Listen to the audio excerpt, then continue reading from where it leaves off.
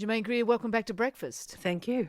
Are you having a bit of fun here with this topic, or are you serious? I mean, it's well known that Tony Blair took lessons from the Hawke-Keating Labor years in Australia to develop his so-called third way and New Labour. It doesn't seem to matter what kind of government you are. They are all tending towards the middle. The idea of the share-owning democracy, which is supposed to be the mantra of John Howard, was the mantra of Margaret Thatcher too. And the interesting thing about that is that once you make people shareholders, once they have the illusion that they own industry, then they stop being a problem. They stop defending their rights as workers, and they get much easier to push around. And the debtor economy makes people extremely vulnerable. And it doesn't really matter what kind of government you are. You will follow that line. And you'll occasionally get it wrong.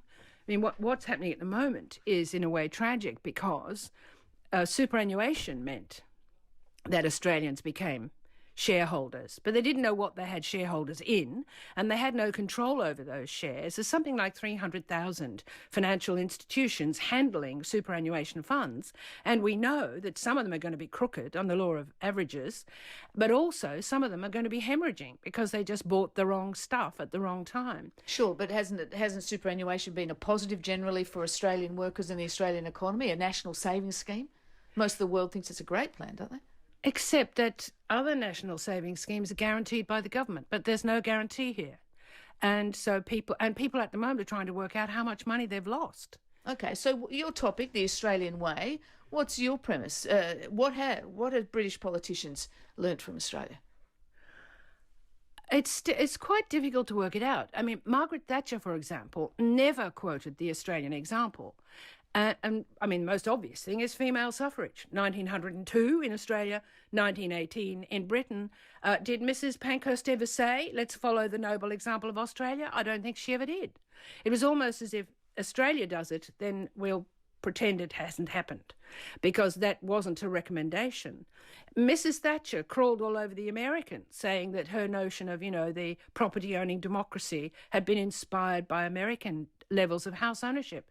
Never said that she looked to the Australian example, because at that stage I think there was no kudos to be gained by saying we're following the Australian example. And I've been thinking about why it changed, because it became groovy to say. Yes, Tony Blair was all over it with the third one. Well, the most obvious thing is treatment of incoming migrants. The British got very excited when they saw that you can kick the bejesus out of them, and all that happens is you win another election. Forget the principle. You're talking about John Howard's detention policies? The 2001 election, isn't it? And the Tampa business and all of that.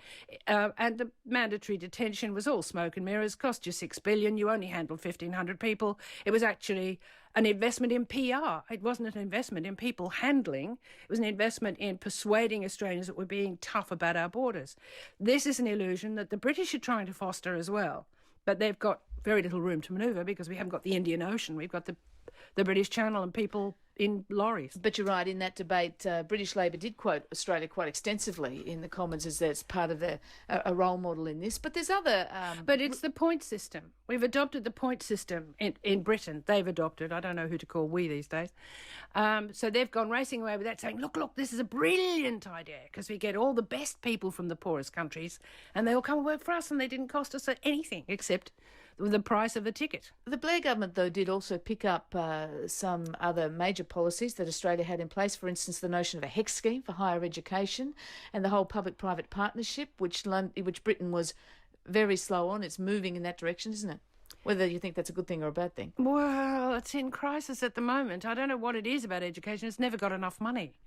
And the British, in some ways, did it their own way, and it's a pretty nasty way, which is that EU nationals pay one level of fees in British universities, and people from outside the EU pay 3-4 times as much, so that the whole education system is being subsidised by foreign students.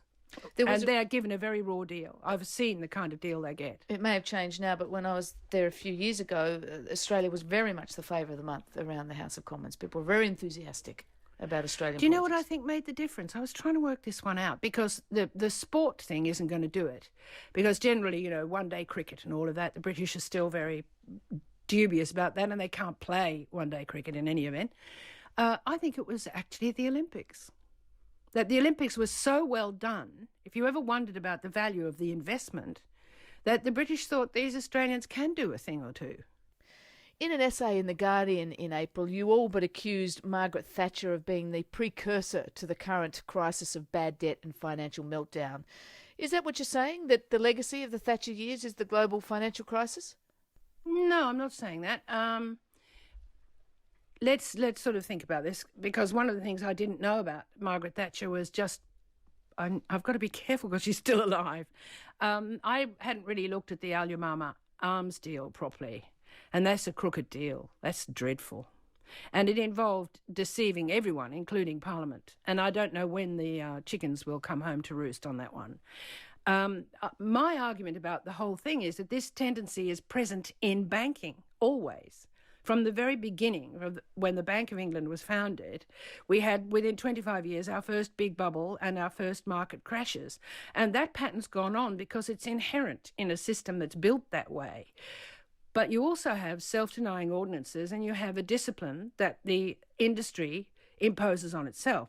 What has happened in the last 10 years is that people were offered enormous bonuses for circumventing the regulation. It wasn't that there wasn't enough regulation. It was that people were being enticed to find ways around it. To outsmart it. Can we leave politics now for a while and go to sexual politics here in Australia? You've been here for some time now, and over the past weeks, a lot of Australians have been fixated with the sexual antics of rugby league footballers behaving badly. Has any of this shocked you? I mean, I know it goes on in Britain, similar stories. Yeah, of course. I can remember when I used to do Nice Time from Manchester, that we used to hang out after hours, because the pub shut at some ungodly hour, in a pub called the Brown Bull, where Manchester United football team also drank. And I can remember one evening when there was a tap on my bedroom door, and I thought, hang on a minute. I said, who's there? And a name was said. And I thought then, I could open the door and they're all there. Then what do? I've opened the door. There's no way you can do the right thing. The thing about this is that one of the mechanisms for bonding groups of men is shared transgression, which is why you find that coaches and so on have very little to say about it. The more trouble the boys get into on their off nights or after games or whatever, the more solidly they're going to bond as a unit on the field. It's unpleasant, but the woman becomes the object of predation. I did a It's TV... more than unpleasant, isn't it? It's wrong, isn't it? Oh, all sorts of things are wrong. There are plenty of women who play in that arena with that sort of sex, and who do it in a way that makes sure that they're limiting the damage that could be done.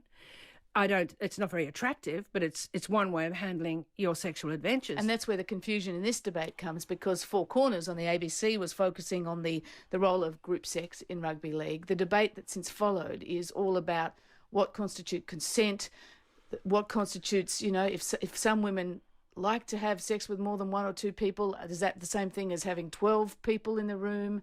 It's a very blurred line. Is it something do we go back to the sort of the days of sexual liberation in the 60s and 70s? The great group grope. To thank for this. The universal tongue bath. Has that blurred the lines? No, I don't think it's got...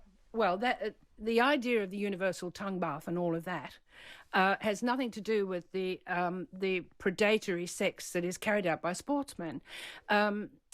I did a Dick Cavett show in 1972 in New York, which was about the attitude towards women as prey, as to be hunted by men in groups. And we took a very simple example of baseballers who were in motel, going out and sitting on the roof of the motel, spying through the bathroom windows to see if they could see a woman in the shower. And that was called shooting beaver. And it was meant to be just good fun. But you can see how you extend that and you end up in this situation. The most terrible thing about what's happened about this poor young woman from New Zealand is that now other people are coming in to tell you that she was asking for it, that she was boasting about it. She's going to be destroyed. There's no way she's going to get through this without further psychological damage.